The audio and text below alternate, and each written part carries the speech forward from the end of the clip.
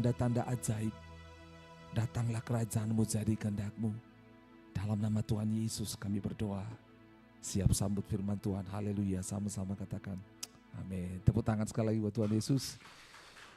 Silakan duduk.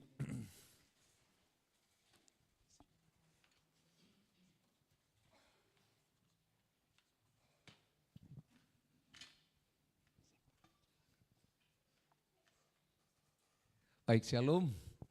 Saudara senang beribadah? Coba bilang kiri kananmu, depan belakangmu, saya senang beribadah dan saya senang bertemu denganmu. Coba lihat wajahnya. Ya, senang beribadah dan senang bertemu denganmu. Kita bersyukur untuk kebaikan Tuhan, amin. Ya, Tuhan baik dan saya sangat senang di dalam Jumat ini. Bagaimana kita semua terus didorong Tuhan untuk menjadi pelaku firman Tuhan. Katakan pelaku firman Tuhan. Dan firman yang kita lakukan itu bukan hanya untuk diri kita sendiri, tetapi untuk orang-orang di sekeliling kita juga. Ya, bersyukur dan ini doa harapan kita adalah secara khusus kita bisa terus memberitakan Injil kepada orang-orang di sekeliling kita. Kita bisa menjadi perwakilan kerajaan Allah.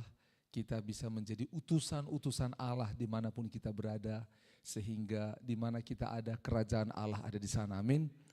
Ya, kita mendengar kesaksian kemarin Pak Leo bagaimana dia melayani inang muda adik dari mamanya.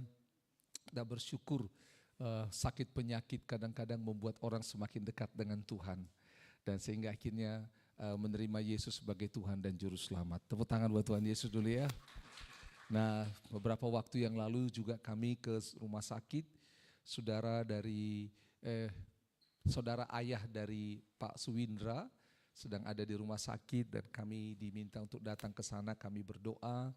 Dan pada kesempatan yang sama bukan hanya berdoa tetapi memberitakan Injil kepada mereka untuk mengalami kasih Allah, pengampunan Allah. Dan akhirnya senang sekali baik om, orang tuanya Win dan mamanya, juga anak-anak daripada omnya itu ada di sana beserta istri, semua mendengar firman Tuhan dan jelas sehingga mau percaya dan menerima Tuhan Yesus sebagai Tuhan Juru Selamat. Itu kabar sukacita, amin. Oleh sebab itu kemanapun kita pergi, siapapun yang kita ketemui, berharap Tuhan pakai kita, buka momen kita boleh menceritakan kebaikan Tuhan, Injil kerajaan Allah bagi mereka supaya orang-orang mengalami keselamatan dari Tuhan, amin. Bilang kiri kanan, siap untuk memberitakan Injil. Baik, puji Tuhan. Hari ini kita akan belajar tentang firman Tuhan tentang merdeka, kemerdekaan yang sejati atau kemerdekaan yang palsu. Minggu lalu kita belajar di Galatia pasal yang kelima. Mari kita buka ayatnya sama-sama. Galatia pasal yang kelima, firman Tuhan ini menjadi penuntun bagi kita di dalam satu bulan ini. Ayat 1. Galatia 5 ayat 1, kita baca 1, 2, 3. Supaya kita sungguh-sungguh merdeka, Kristus telah memerdekakan kita. Karena itu berdirilah teguh dan jangan mau lagi dikenakan kuk perhambaan. Kita stop dulu di sini, dikatakan sungguh-sungguh merdeka. Berarti ada yang tidak sungguh-sungguh merdeka. Itulah namanya kemerdekaan yang palsu. Kita akan bahas hari ini. Nah, minggu lalu kita belajar tentang Kristus telah memerdekakan kita. Ada 3 hal minggu lalu yang kita bahas. Sesuatu yang memperhamba manusia sehingga manusia tidak bisa mengalahkannya, tidak bisa berkuasa. Dan manusia diperbudak, diperhamba sejak dari dia lahir sampai mati. Dan kuk perhambaan ini sudah diselesaikan oleh Yesus. Yang pertama kita bahas kemarin tentang dosa, yaitu dosa yang dibawa oleh Adam. Oleh karena ketidaktaatan satu orang, yaitu bernama siapa? Adam. Maka seluruh bumi, semua orang dipenuhi atau terikat di bawah kutuk dosa. Tidak peduli mau agama apa, mau dia baik atau tidak, semua manusia sejauh dia manusia, semuanya di bawah kutuk dosa. Dan kita bersyukur firman Tuhan berkata, oleh karena ketaatan satu orang, yaitu siapa? Yesus Kristus yang menjadi korban penebusan bagi manusia, maka semua manusia beroleh kesempatan kasih Allah untuk diselamatkan. Itu sebabnya Yesus mati untuk menebus manusia dari dosa yang telah membelenggu manusia sejak dari penciptaan. Dan ini yang merupakan kekuatan iblis yang membelenggu manusia karena semua berdosa. Iblis punya hak atas manusia berdosa. Sekali lagi, iblis punya hak atas manusia berdosa. Itu sebabnya Yesus Kristus mati untuk mengambil hak daripada Allah itu sampai kepada manusia. Yaitu apa? Engkau punya hak untuk menerima keselamatan. Karena dulu tanpa Yesus tidak ada seorang pun yang punya hak untuk menerima keselamatan. Yang kedua, bagaimana kita belajar kemarin bahwa kematian Yesus, bahwa Kristus, pertama dia sudah mengalahkan dosa, maut, dan kedua dia mengalahkan kematian. Kematian, Yesus mati dan dia bangkit. Sekali lagi, Yesus mati dan bangkit. Di dalam Alkitab ada beberapa orang yang bangkit tetapi mati lagi. Hanya Yesus yang mati, bangkit dan hidup selamanya. Dan dia mati sekali, bangkit selama-lamanya, mengalahkan kematian. Itu sebabnya, saudara tahu apa yang terjadi? Banyak orang dibelenggu oleh kematian, takut dengan kematian. Kalau bicara soal kematian, jangan bicara itu, gitu loh. Jangan bicara itu, gitu loh ya. Jangan bicara. Orang takut dengan kematian, sehingga kematian ini membelenggu manusia. Yang terakhir kemarin kita belajar bagaimana Yesus telah menaklukkan yang namanya roh-roh jahat di udara. Penguasa-penguasa, roh-roh jahat yang selama ini membelenggu manusia. Setan telah ditaklukkan di bawah kakinya. Gitu loh ya.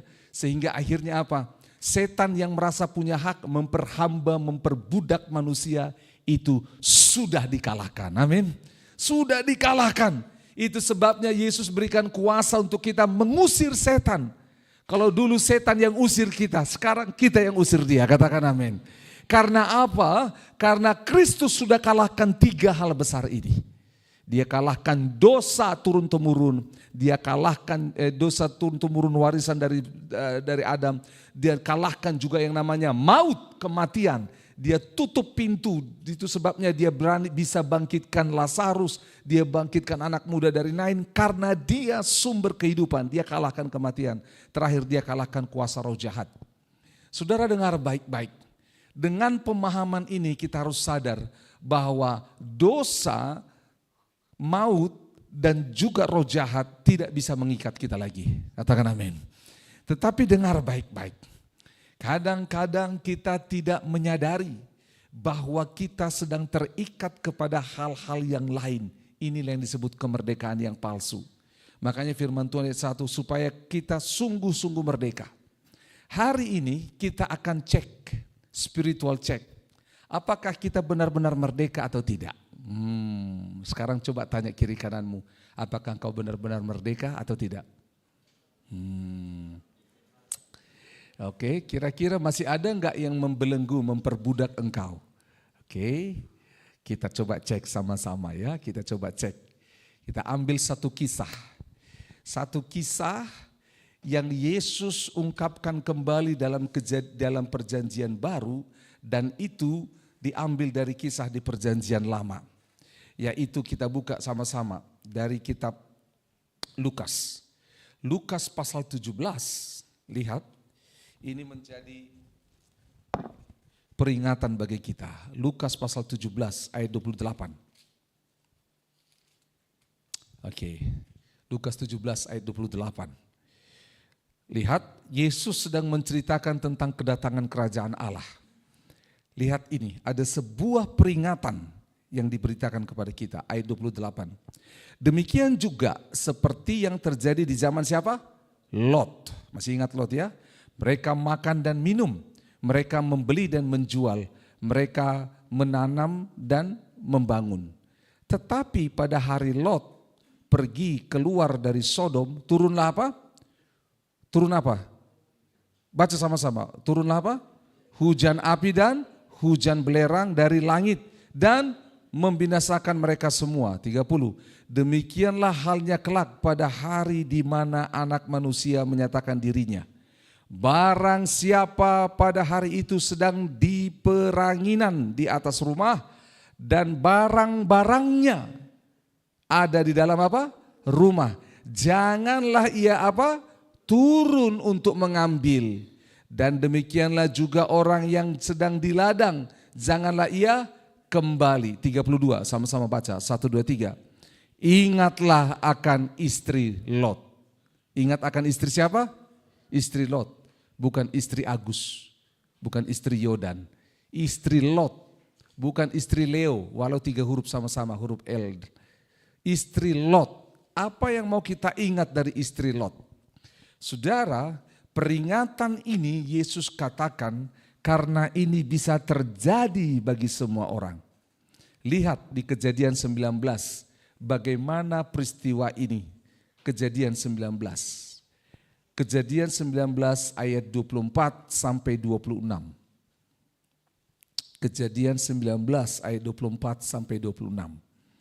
Kita akan baca bersama-sama mulai dari ayat 24, 1, 2, dan 3. Kemudian Tuhan menurunkan apa? Hujan belerang dan api atas Sodom dan Gomora. Berasal dari Tuhan dari langit. Terus, dan ditunggang balikannya lah kota-kota itu dan lembah Yordan dan semua penduduk kota-kota serta tumbuh-tumbuhan di tanah. Tetapi istri Lot yang berjalan mengikutinya menoleh ke belakang lalu menjadi tiang garam. Oke, sekali lagi. Jadi di ceritanya Tuhan memusnahkan Sodom dan Gomora. Lalu malaikat Tuhan dikirim, bilang semua akan dimusnahkan. Lot, istrimu dan anak-anakmu, ayo sama-sama kita akan pergi karena kota ini akan ditunggang balikan. Lalu Lot bilang apa? Bisakah engkau bawa kami keluar dari sini? Oke, ayo dibawa. Dan malaikat Tuhan ini bilang apa? Ayo segera, karena aku tidak akan menghancurkan kota itu kalau kau tidak keluar dari sini. Dan akhirnya mereka keluar.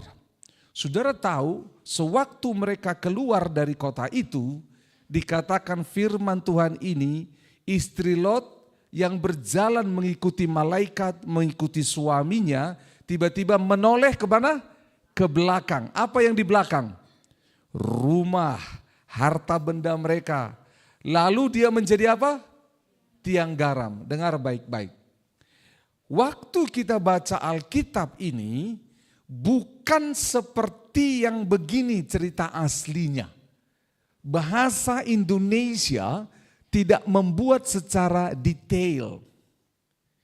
Jadi saya minta tolong istri saya saja, karena saya bahaya kalau panggil perempuan lain. Ya, ya, istri Lot, oke ya, saudara dengar baik-baik. Saya panggil istri saya maju supaya saudara paham. Oke, nah jadi di belakang sana adalah Sodom dan Gomora. Di tempat sana kami akan diungsikan. Kami berjalan bersama-sama menuju tempat itu yang disertai dengan malaikat Tuhan. Nah, jalan ya. Dan tiba-tiba waktu kami jalan apa yang terjadi? Istri Lot, istri Agus menoleh ke belakang. Coba, menoleh ke belakang. Terus waktu dia menoleh ke belakang, ayat itu bilang apa? Dan dia menjadi apa? Tiang garam. Oke, saya beritahu saudara. Sewaktu dia menoleh ke belakang, dia tidak langsung jadi tiang garam. Tidak. Bahasa aslinya adalah ketika dia menoleh ke belakang, sebenarnya dia sedang lari meninggalkan yang namanya malaikat itu dan Lot dan pergi ke Sodom. Begitu. Jadi ditarik oleh Sodom. Ditarik oleh Sodom. Karena apa? Saudara lihat sama-sama di dalam Ulangan pasal 29. Masih di sini istriku. Ulangan 29. Lihat sama-sama Ulangan 29 ayat 23. Lihat ini, Ulangan 29 ayat 23.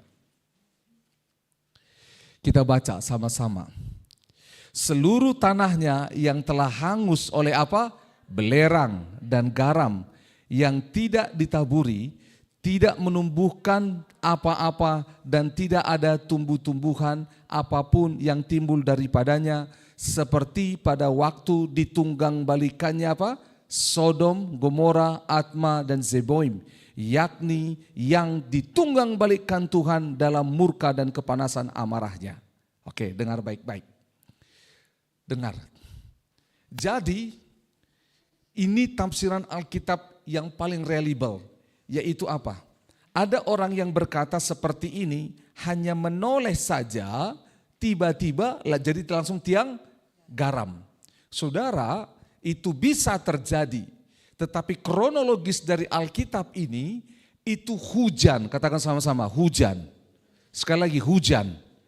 Kalau hujan garam itu turun kepada istri Lot, sementara Lot ada di sana, maka apa yang terjadi? Lot bisa kena. Jadi sebenarnya yang paling reliable adalah istri Lot dari bahasa aslinya menoleh ke belakang itu bukan menoleh, tapi apa? Berlari mendapatkannya. Jadi pergi dia. Saudara dengar baik-baik. Mengapa ini penting? Karena inilah, lihat ya, bagaimana Tuhan melalui malaikat itu ingin membebaskan yang namanya Lot dan keluarganya. Bebas. Tetapi lihat apa yang terjadi. Mereka dalam perjalanan menuju kebebasan ada, saya ambil ini. Apa ini? Rantai yang tak terlihat. Rantai yang tak terlihat ini, yang tanda kutip dari Sodom, karena selama ini tinggal di Sodom. Istri Lot melihat mereka telah meninggalkan Abraham dan mereka berusaha sendiri. Lot itu orang kaya. Coba tepuk kiri kananmu bilang, Lot itu orang kaya loh. Lot itu orang kaya. Jadi istri Lot itu apa? Istri orang kaya. Saudara tahu apa yang terjadi? Ini yang terjadi, yaitu kita jalan dari sana.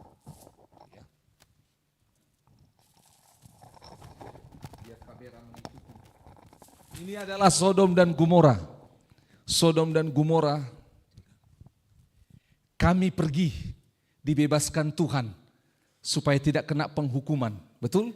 Tapi apa yang terjadi? Lihat, nih, masih terikat sampai di sana. Masih terikat. Lihat rantainya. Sehingga apa yang terjadi? Ketika malaikat Tuhan bilang pergi ke sana, ayo terus. Mulai kedengaran bunyi di atas dari langit hujan. Belerang garam. Kekuatan Sodom masih mengikat istri Lot. Itu yang membuat dia pertama menoleh ke belakang. Dan akhirnya berlari kembali ke Sodom itu.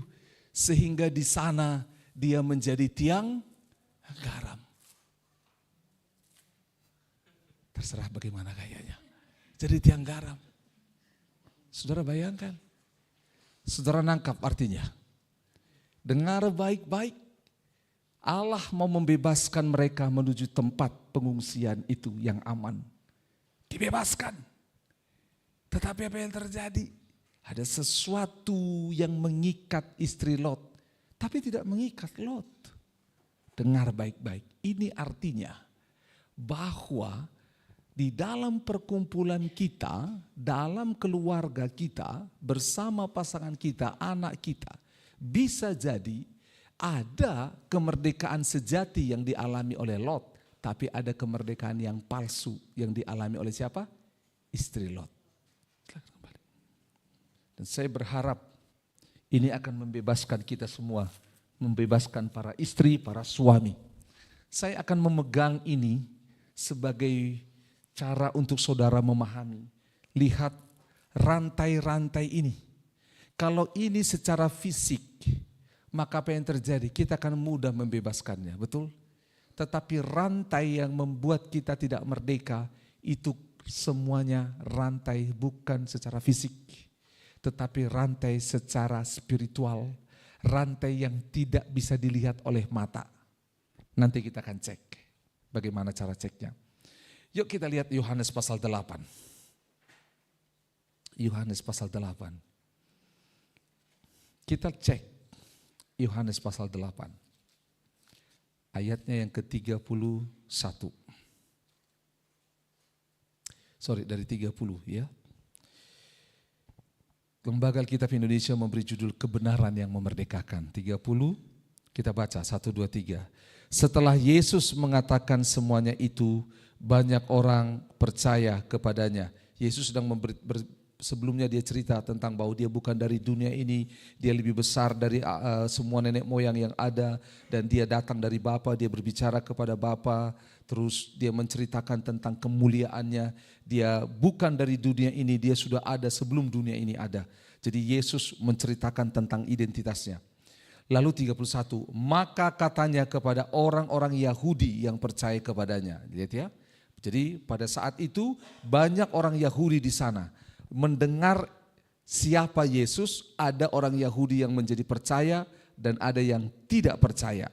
Lihat, kepada orang Yahudi yang percaya kepadanya karena perkataan disebut sebelumnya tadi, jikalau kamu tetap dalam firman-Ku, kamu benar-benar adalah apa?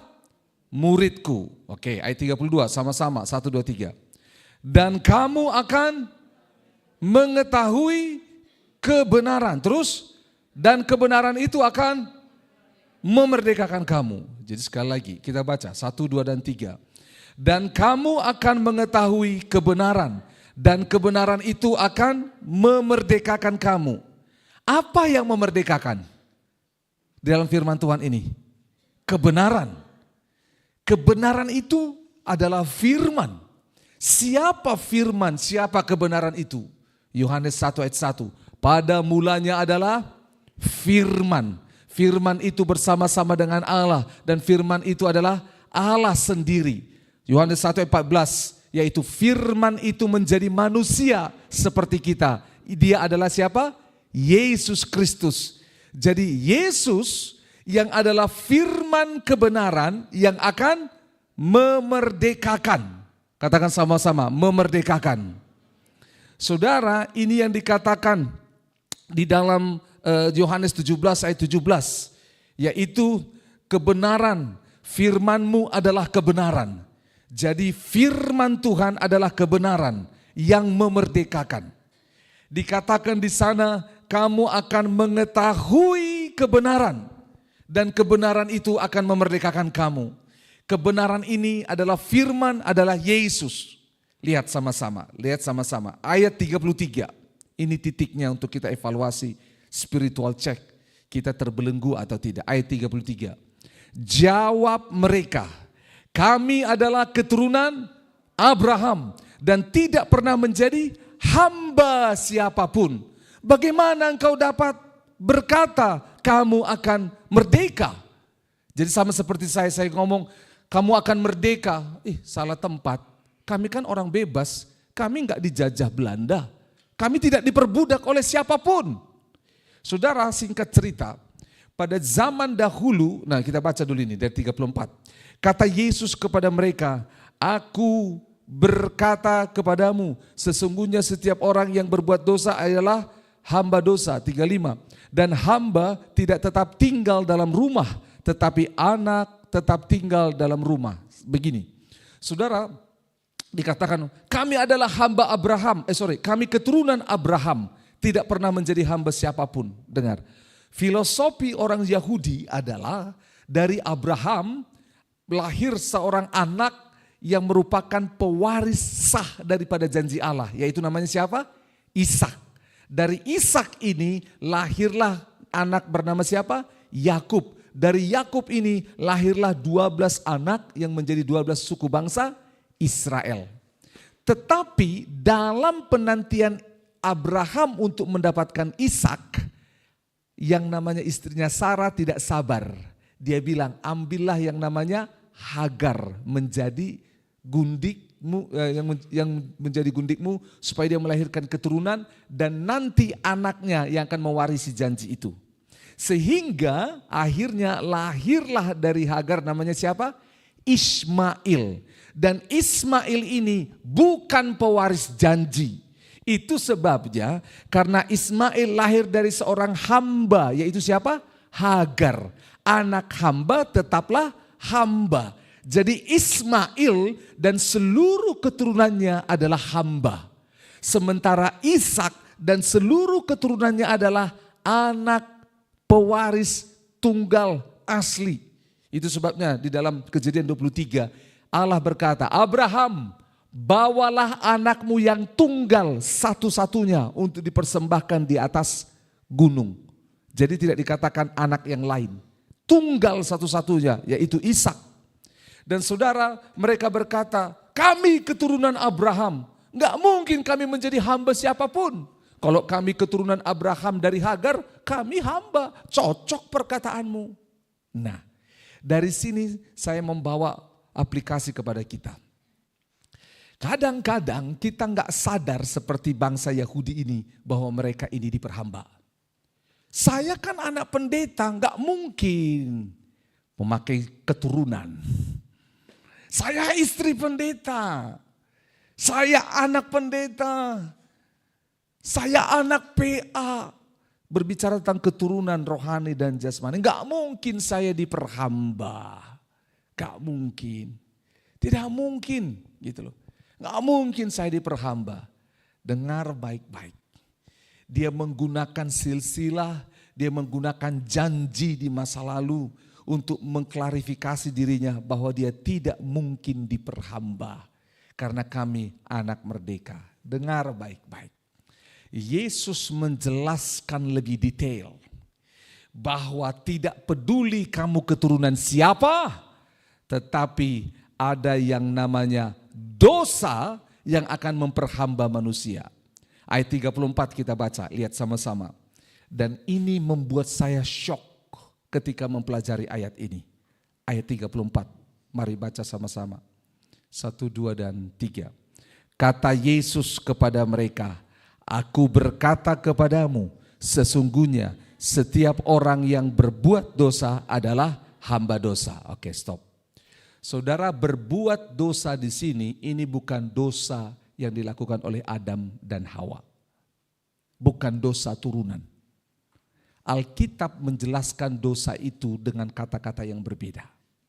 Dosa yang dilakukan oleh Adam dan Hawa adalah dosa yang menuntun kepada maut.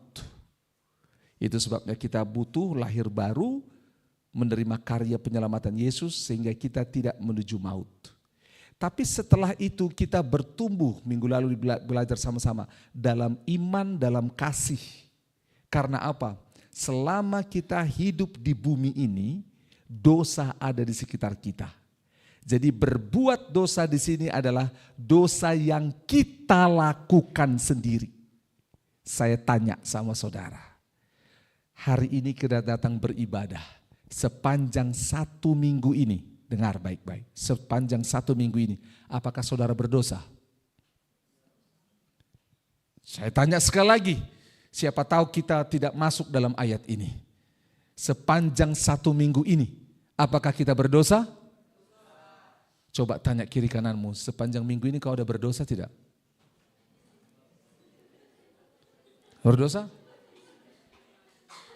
Dosanya 1, 2, banyak? Banyak atau banyak sekali? Dengar baik-baik. Artinya firman Tuhan ini berkata, walau kita sudah ditebus oleh Kristus, kita adalah hamba apa? Dengar baik-baik. Sadar.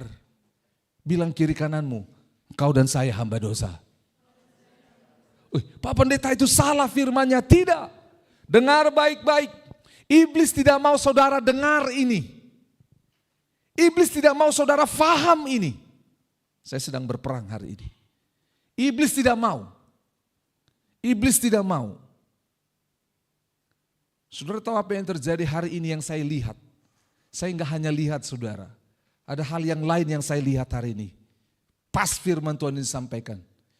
Saudara dengar baik-baik. Iblis tidak mau supaya apa? Kita tetap menjadi hamba dosa. Karena dengar, kita bisa menggunakan legalistik seperti ini.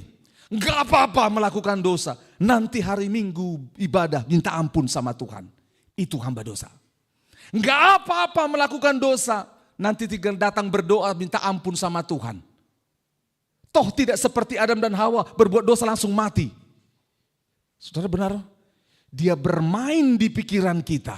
Gak apa-apa dosa kecil. Lihat semua orang berbuat dosa kok, masa kamu tidak? Diperhamba. Gak apa-apa bohong sama suami. Gak apa-apa bohong sama istri. Gak apa-apa bohong sama orang tua. Kamu gak langsung mati. Gak langsung datang petir nyambar kamu kok. Gak apa-apa gak dengarkan khotbah. Buka handphone aja.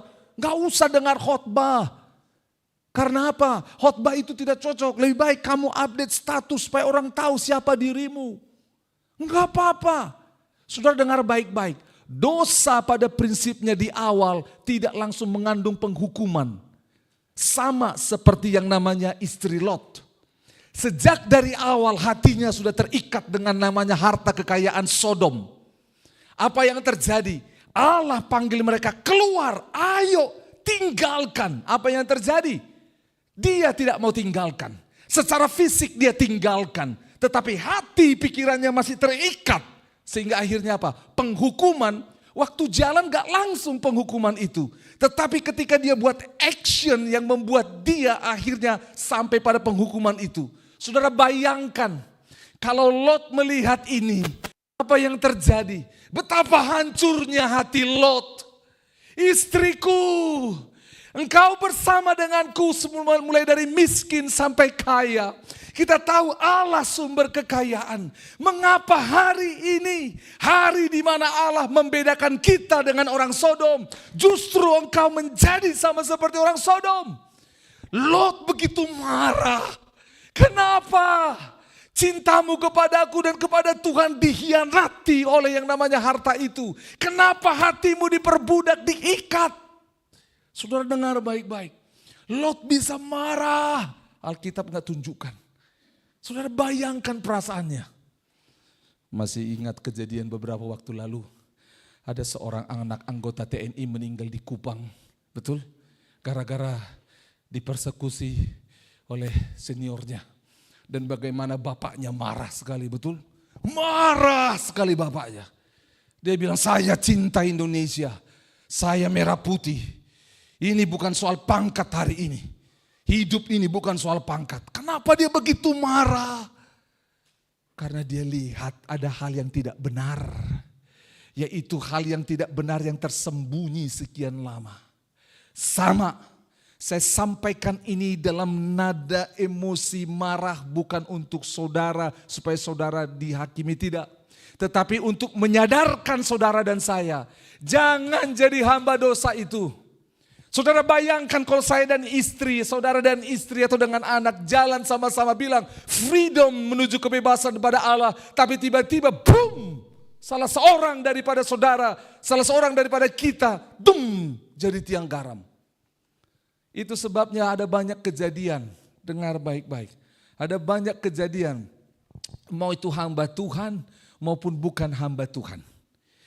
Perjalanan rohaninya, perjalanan imannya tidak sampai kepada kemerdekaan yang sejati, tiba-tiba jatuh, hilang. Betul, benar ini. Dan kita tidak mau seperti itu. Coba tanya kiri kanan, ada yang mau kamu jadi seperti istri Lot tidak? Nggak mau. Kita tidak mau. Jujur saudara, dengar baik-baik. Dengar ya, saya angkat rantai ini. Dikatakan di ayat 34, aku berkata kepadamu sesungguhnya setiap orang yang berbuat dosa adalah hamba dosa. Buka sama-sama, nanti kita akan kembali ke Yohanes 8. Roma pasal 6. Roma pasal 6 ayat 15. Roma 6 ayat 15. Jadi bagaimana? Ayat 15 ya. Jadi bagaimana? Apakah kita akan berbuat dosa karena kita tidak berada di bawah hukum Taurat, tetapi di bawah kasih karunia? Sekali-kali tidak. Jadi ceritanya begini, karena kasih karunia Allah sudah menyelamatkan kita. Jadi nggak ada lagi hukum Taurat. Oke, kemarin kita bahas 1 Korintus 15 ayat 55, 56, 57. Kuasa dosa itu adalah hukum Taurat dan sudah dikalahkan. Sekarang hukum kasih karunia. Lanjut ayat 16. apakah kamu tidak tahu bahwa apabila kamu, sama-sama yuk ayat 16 baca ini. Dengar baik-baik. 1, 2, dan 3. Apakah kamu tidak tahu bahwa apabila kamu menyerahkan dirimu kepada seseorang sebagai apa?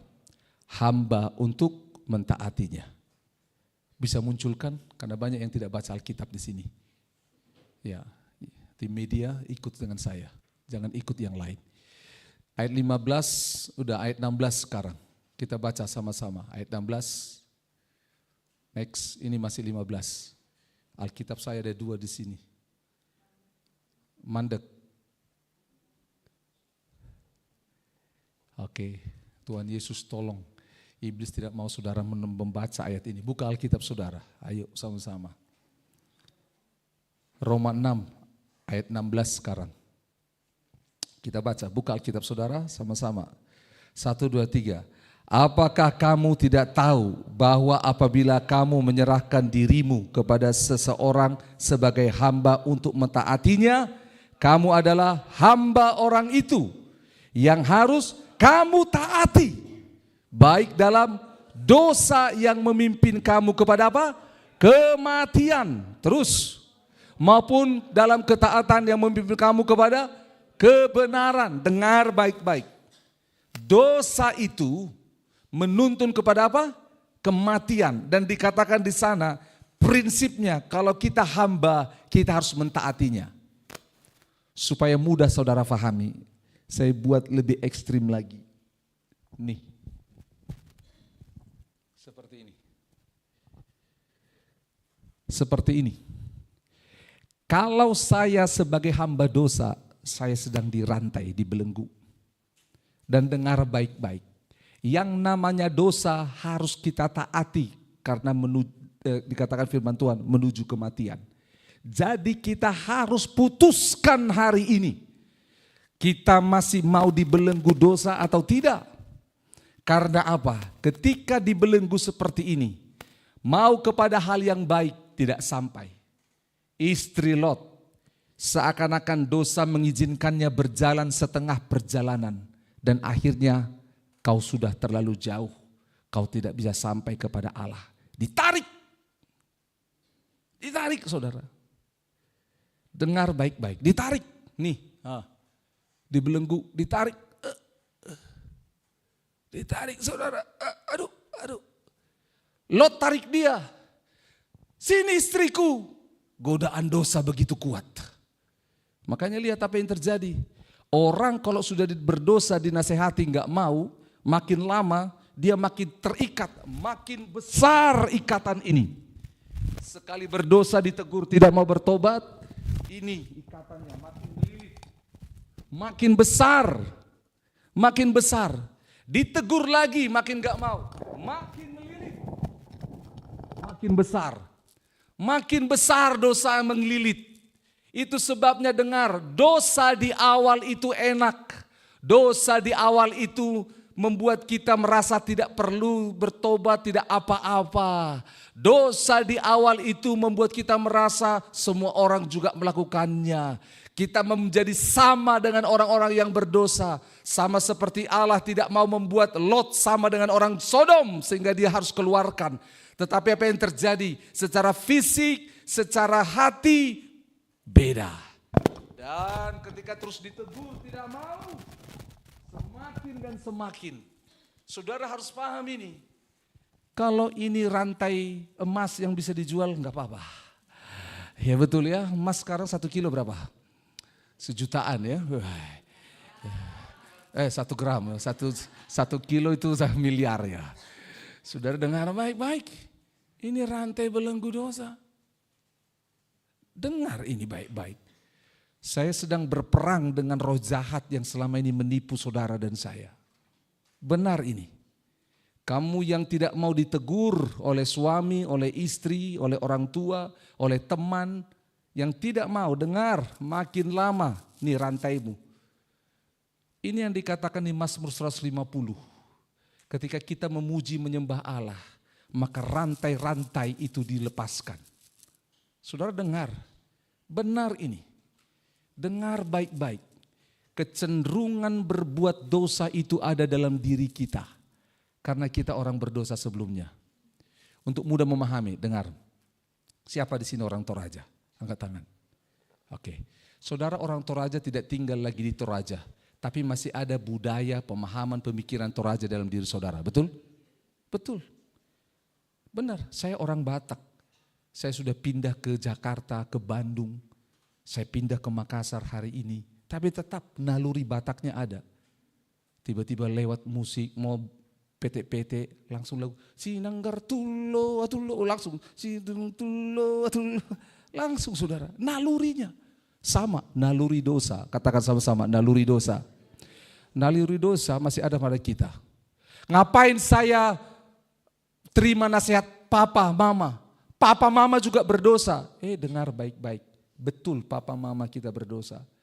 Tetapi dengar, kita harus sama-sama membantu orang satu dengan yang lain untuk melepaskan ini. Itu sebabnya Yesus berkata sewaktu perempuan berzina itu mau dirajam, dilempari batu. Apa kata Yesus? Benar hukum itu. Tetapi yang tidak berdosa yang duluan lempar. Apakah ada yang lempar? Saya tanya, apa ada yang lempar? Tidak ada, karena dengar. Perempuan itu mereka lihat pakai dosa yang namanya apa? Kalung perzinahan. Tetapi yang lain pakai dosa kalung yang lain. Dosa pencuri, dosa saksi dusta, dosa tipu, semua. Saudara dengar baik-baik. Saya harus buat ini supaya saudara paham. Setiap kita melakukan dosa, ikatan itu bertambah. Itu sebabnya kita sadar sama-sama. Orang yang diperbudak, diperhamba oleh dosa, tiba-tiba, kok bisa dia begitu? Enggak ada orang tiba-tiba, boom, enggak ada. Pasti dosanya sedikit-sedikit. Ada pepatah Indonesia, sedikit-sedikit lama-lama menjadi bukit. Nah itu. Bohong kecil-kecil menjadi bohong besar-besaran. Betul saudara. Jujur, kita enggak sadar. Saudara dengar baik-baik, yuk kita baca. Saya akan tetap pakai kalung ini supaya saudara lihat. Yohanes pasal 8, ayat 35. Lihat ya, Yohanes 8 ayat 35. Dan hamba tidak tetap tinggal dalam rumah, tetapi anak tetap tinggal dalam rumah. Saudara tahu apa rumah di sini? Kalau bicara tentang Abraham dan anaknya Ishak tinggal di rumah. Sarah tinggal di rumah. Tapi hamba tinggal di luar rumah. Ada rumahnya khusus di sana. Bahkan kita tahu sama-sama Hagar dan Ismail pernah diusir. Mengapa diusir? Karena Ismail melakukan kejahatan kepada Ishak. Ismail ngomongin hal yang tidak benar. Mocking, mengejek yang namanya Ishak. Dan Sarah bilang apa? Usir. Saudara dengar baik-baik. Orang yang tinggal dalam rumah, katakan sama-sama, dalam rumah. Oke, angkat kepala saudara, dengar begini. Setiap rumah ada aturan mainnya, betul? Betul tidak? Saya tanya, pernah nggak saudara pergi ke rumah orang lain yang aturan main rumahnya saudara beda? Pernah ya? Yang aturan main di rumahnya, maaf, lebih tidak baik dari rumah saudara. Saya kasih contoh. San dan Kafa sewaktu kecil kami larang gak boleh lari-lari di atas kursi. Kesukaan anak-anak, betul? Betul tidak? Coba para orang tua.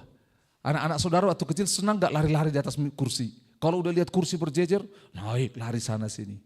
Mereka kami bilang gak boleh, terus dilarang. Satu kali kami pergi ke sebuah rumah. Dan di rumah itu ada anak-anak, ponakan dan semuanya. Saudara tahu, mereka bebas lari di atas kursi. San dan Kafa main dengan mereka, tergoda untuk lari di atas kursi. Saudara dengar baik-baik.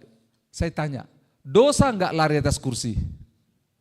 Tidak ya? Sekali lagi, dosa enggak lari di atas kursi? Saya tanya sama saudara sekali lagi, dosa tidak lari di atas kursi?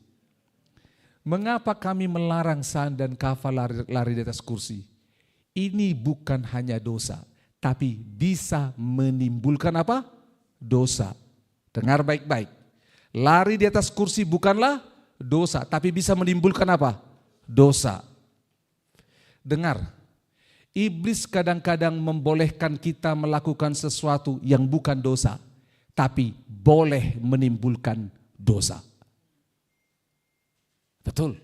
Contoh, saya bicara dengan perempuan lain, apakah dosa? Tidak. Tapi ketika saya bicara intim dengan perempuan itu, tiba-tiba pikiran dipenuhi dosa. Faham? Megang uang salah tidak? Dosa enggak megang uang? Tidak.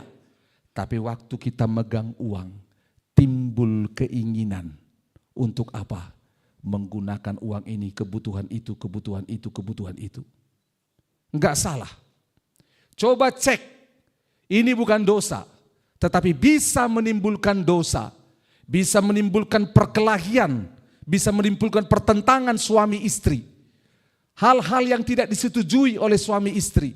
Mungkin istri mengalah, suami mengalah, ya itu enggak dosa. Tapi dengar, itu bisa menyebabkan dosa. Contoh, terlambat datang ke gereja, dosa tidak? Enggak dosa. Enggak ada hukum Taurat ke-11. Jangan terlambat datang ke gereja. Itu bukan dosa. Jujur itu bukan dosa. Tapi itu bisa mengakibatkan dosa. Terburu-buru di jalan karena udah terlambat. Apa mini lampu merah, menggerutu jadinya. Mengutuki orang lain. Anak-anak dimarahin, cepat kau. Saudara dengar baik-baik. Dengar baik-baik. Mahasiswa, pelajar yang kerja di kantoran, kerja lembur, semua kegiatan ekstrakurikuler, kegiatan kemahasiswaan, dosa tidak? Tidak, itu tidak dosa. Tapi dengar, kalau tidak bijak itu bisa menuntun pada dosa. Yaitu apa? Pak, kenapa belum pulang? Lembur ini. Lembur apa? Ada kerjaan, padahal sedang naik gunung. Anak-anak hari ini saya bingung, mau naik gunung apa? Ternyata main game naik gunung. Saudara dengar baik-baik, dengar baik-baik. Saya beritahu saudara dengan baik-baik. Dengar, jangan sampai tertipu. Hal-hal ini bukan dosa, tapi iblis bisa buat itu menjadi sesuatu yang menimbulkan dosa. Hati-hati. Ada banyak contoh dan kita semua punya pengalaman. Kita contoh punya pengalaman. Makanya dikatakan, tetapi anak tetap tinggal dalam rumah. Katakan dalam rumah. Di rumah itu dibentuk. Di rumah itu nilai-nilai diberikan, diajar. Makanya di atas dikatakan, semua yang tinggal dalam firman menjadi murid. Murid itu orang yang punya aturan seperti orang dalam rumah. Orang-orang Kristen yang tidak menjadi murid Kristus, yang tidak hidup dalam firman, enggak punya aturan. Dan orang-orang yang enggak punya aturan ini yang akan cenderung melakukan sesuatu yang berakhir kepada dosa. Betul. Saudara dengar baik-baik. Itu sebabnya di dalam Alkitab kalau kita cari kata Kristen itu hanya 3 kali ditulis. Tapi murid 269 kali. Jadi Kristus Allah tidak menginginkan kita hanya label agama Kristen. Tapi murid. Murid, katakan sama-sama, murid. Oke, sedikit lagi. Ayat 36. Jadi apabila anak itu memerdekakan kamu, kamu pun benar-benar merdeka. Katakan benar-benar merdeka. Tadi dikatakan di Galatia 5 ayat 1, supaya kamu benar-benar merdeka, Kristus telah memerdekakan kamu. Kristus adalah anak itu. Ayat 37, aku tahu bahwa kamu adalah keturunan Abraham, tetapi kamu berusaha untuk membunuh aku. Karena apa? Firmanku tidak beroleh tempat di dalam kamu. Jadi jelas, dengar, orang-orang yang tidak beroleh firman menetap dalam dirinya adalah orang-orang hamba dosa, yang akan membenci firman dan bahkan mau melakukan sesuatu yang jahat untuk melawan firman. Benar ini? Oke, dengar baik-baik. Saudara ingat gak waktu pelayanan kelepasan? Waktu pelayanan kelepasan kita perkatakan firman Tuhan. Apa yang dilakukan oleh iblis dalam diri orang ketika pelayanan kelepasan waktu firman Tuhan disampaikan? Dia nggak suka. Justru dia suka kalau kita nggak menggunakan firman. Makanya lihat baik-baik. Kenapa hidupku tidak diganggu iblis ya? Ya karena hidupmu tidak ada dalam firman. Dan dia berkata, hidupnya tidak membahayakan. Hidupnya tidak membahayakan. Bahkan hidupnya menambah kawanan iblis di sebelahnya. Jadi iblis yang lain gak usah serang dia. Karena apa? Dia anggota kita, bos. Ya, dia anggota geng kita. Kita suka kafe dengan dia, ngafe. Kita suka nonton dengan dia. Kita suka ya clubbing dengan dia. Jadi gak usah. Dengar baik-baik saudara. Iblis tahu. Tetapi ketika hidupmu ada dalam firman, kita menjadi murid Kristus, kita punya aturan Allah yang membuat kita sadar, ini bisa memperhambamu. Ini bisa memperhambamu. Hati-hati. Contoh, hobi salah tidak? Hobi dosa tidak? Tidak. Tapi hobi kalau tidak tahu aturannya sebagai murid Kristus, kau tidak hidup pada firman, hobimu akan mengikatmu. Ini gak percaya. Anak komsel saya. Saudara tahu gak hobinya apa? Hobinya sederhana. Yaitu apa? Dalmatian. Tahu Dalmatian ya? Yang polkadot. Hitam dan putih. Tahu ya? Saudara tahu dari mana kami tahu itu hobinya? Tiba-tiba datang di kos-kosannya. Perempuan ini. Menarik. Hordennya. Seperti itu. Apalagi spraynya. Seperti itu. Alas kakinya seperti itu, sendal di dalam kamarnya seperti itu. Wih, tinggal satu yang belum, kamu belum menggonggong. Saudara dengar baik-baik. Saya bilang itu tidak salah, tapi tiba-tiba satu kali kami retreat dan bayar uang retreat, dia tidak mau. Padahal retreatnya murah. Karena apa? Dia sedang beli barang Dalmatian itu. Adiknya butuh uang, minta sama dia nggak kasih. Karena apa? Dia mau beli, lagi ada barang baru Dalmatian. Sudah lihat? Mengikat dia. Lalu satu kali kami persekutuan di rumahnya, di kamarnya. Di kamar, tiba-tiba biasa masih mahasiswa, konsumsinya gorengan. Dan gorengan nggak afdol kalau tidak ada sambelnya, betul? Tiba-tiba sambelnya jatuh di spraynya, kena. Boom, kaget kan? Saudara tahu apa yang terjadi? Dia marah. Hulk langsung keluar dari dalam dirinya. Saudara bayangkan, kenapa orang bisa marah? Hanya gara-gara apa? Sambal tumpah di spray. Spraynya kan bisa dicuci, bisa bersih lagi. Tapi amarahnya, perkataannya susah dicuci. Karena udah menyakiti hati orang lain. Lihat, HP salah tidak? Dosa enggak HP? Tapi cek, kalau HP-mu diambil, apa yang terjadi? Anak-anak kita coba kalau HP-nya diambil, apa yang terjadi? Mencak-mencak, marah-marah, mengakibatkan dosa. Ngomong sama papa mamanya. Bla bla bla bla bla bla. Jujur ini. Jujur. Kita harus tahu dari sekarang. Ingat, bukan dosa, tetapi dia bisa menuntun kita menjadi hamba dosa. Hati-hati, hati-hati. Dengar, kalau kita tidak paham hari ini, kita sedang membodohi diri kita dengan kemerdekaan yang palsu. Itu sebabnya dibilang, karena firman tidak beroleh dalam kamu. So dengar baik-baik hari ini.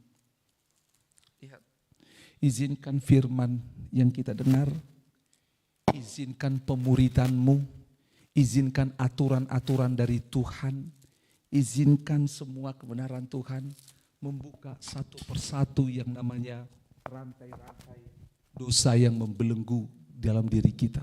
Izinkan itu satu persatu dilepas. Izinkan dan bantu, sama-sama katakan bantu. Katakan tolong suamimu, tolong istrimu, tolong anakmu. Dengar baik-baik, belum dosa, tapi kecenderungannya bisa menjadi dosa. Dengar baik-baik. Saya beli handphone yang di depan ini, tiba-tiba waktu saya pergi, orangnya bilang apa? Ditawarin iPhone. Terus dia bilang, oh bagus ya handphonenya. Iya bagus, ambil mic ini Pak. Kenapa? Ini segala macam. Saya lihat handphonenya, saya juga pakai ini. Oh begitu, berapa harganya? Dia sebutkanlah. Lalu saya tanya, cicil berapa sebulan? Dia bilang 2,3. Oh gaji berapa sebulan? 1,7. Saudara, saya nggak bohong, ini benaran. Dosa nggak beli handphone? Nggak dosa, belanja nggak dosa. Tapi lihat, akhirnya apa? Itu bisa membuat kecenderungan pinjol, nipu, nyuri uang. Hati-hati, ingat baik-baik, bukan dosa. Keinginan kita belum menjadi dosa, tapi firman Tuhan berkata, jika keinginan itu dibuahi, maka dia menjadi apa? Dosa. Hati-hati. Dengar, itu sebabnya saya tidak berhenti mengingatkan saudara. Dan tolong jangan berhenti mengingatkan saya. Bantu saya untuk melihat rantai yang tidak kelihatan. Bantu saya untuk mengerti dan melihat rantaiku. Bantu saya untuk lepas. Karena apa? Orang-orang Yahudi yang adalah keturunan Abraham ini mereka berkata, kami tidak menjadi hamba siapapun. Saudara, lompat di bawah dikatakan, iblis yang menjadi bapa mereka. Orang-orang yang dibelenggu oleh dosa ini. Iblis, ayat 44 kita baca terakhir. 1, 2, 3. Ayat 44. Mulai dari 43 sampai 44. 1, 2, 3. Apakah sebabnya kamu tidak mengerti bahasaku? Sebab kamu tidak dapat menangkap firmanku. Jadi dengar baik-baik. Itu sebabnya saya bilang tadi, saya sedang berperang. Mungkin saudara nggak ngerti firman yang disampaikan. Bahasa, karena apa? Iblis tidak mau saudara mengerti ini. 44, 1, 2, 3. Iblislah yang menjadi bapamu dan kamu ingin melakukan keinginan-keinginan bapamu. Ia adalah apa? Pembunuh manusia sejak semula dan tidak hidup dalam kebenaran. Sebab di dalam dia tidak ada kebenaran. Apabila ia berkata dusta, ia berkata atas kehendaknya sendiri. Sebab ia adalah pendusta dan bapa segala dusta. Saudara dengar baik-baik. Dengar baik-baik. Sekali lagi pemain musik boleh maju. Ikatan-ikatan itu tidak terlihat hari ini. Tetapi kalau kita terus ada di dalamnya, dia akan semakin jelas membelenggu. Rantai ini saudara,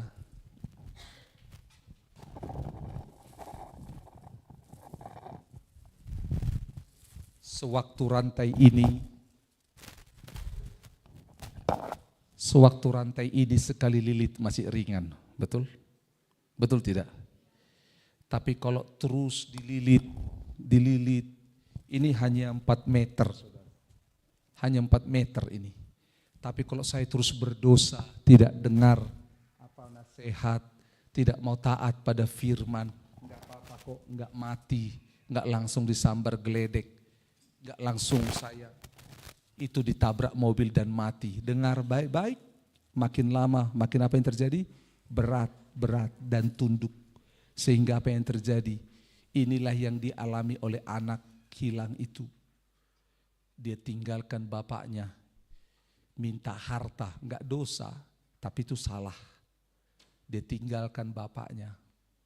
Dia mulai keinginan itu akhirnya membuat dia main dengan teman-temannya, pesta pora. Dan terus membelenggu dia sampai dia jatuh di tempat yang paling hina, yaitu kandang apa? Babi. Sudah dengar baik-baik? Dalam kasih saya sampaikan pada saudara.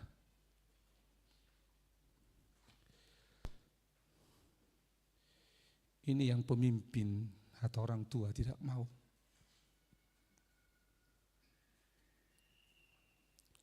Izinkan saya sebagai orang tua berbicara pada saudara. Izinkan saya sebagai pemimpin bicara sama saudara. Saya tidak mau seorang pun di antara saudara dibelenggu. Saya tidak mau.